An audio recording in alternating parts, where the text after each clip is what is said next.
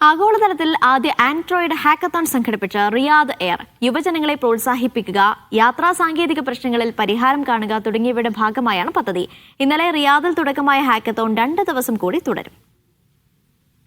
യാത്രാ സാങ്കേതിക പ്രശ്നങ്ങളിൽ നൂതന പരിഹാരം കണ്ടെത്തുക, സഞ്ചാരികളുടെ യാത്രാനുഭവം മെച്ചപ്പെടുത്തുക തുടങ്ങിയവ ലക്ഷ്യമിട്ട് ആദ്യത്തെ ആഗോള ആൻഡ്രോയിഡ് ഹാക്കത്തോൺ ആരംഭിച്ചിരിക്കുകയാണ് റിയാദ് എയർ.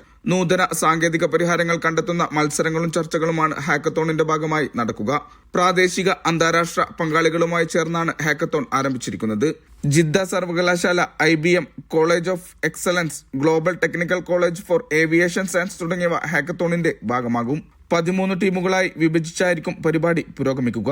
ആരോഗ്യവും വെൽനസും, games and sports, retail and e-commerce, സുസ്ഥിരത തുടങ്ങിയ വിഭാഗങ്ങളിലായിരിക്കും ചർച്ചകൾ. വ്യോമയാന മേഖലയിലെ ഡിജിറ്റൽ പരിവർത്തനം ശക്തിപ്പെടുത്തുന്നതിനുള്ള മാർഗങ്ങളും ഹാക്കത്തോണിൽ ചർച്ചയാകും. സൗദിയിലെ വിവിധ സർവകലാശാലകളിൽ നിന്നുള്ള 52 വിദ്യാർത്ഥികളും വിദഗ്ധരായ എഞ്ചിനീയർമാരും പങ്കെടുക്കും. ആൻഡ്രോയിഡ്, AI കണക്റ്റഡ് ഉപകരണങ്ങൾ എന്നിവയിലെ ഏറ്റവും പുതിയ സാങ്കേതിക വിദ്യകൾ ഉപയോഗിച്ചുള്ള പ്രോട്ടോടൈപ്പുകളും പരിപാടിയുടെ ഭാഗമായി വികസിപ്പിക്കും. യാത്രയിലുടനീളം അതിഥിയുടെ സൗകര്യം, യാത്രാനുഭവം, ഡിജിറ്റൽ സൗകര്യങ്ങൾ തുടങ്ങിയവ മെച്ചപ്പെടുത്തുകയാണ് അടിസ്ഥാന ലക്ഷ്യം. Mishal Cherpulassery, media 1, Riyadh.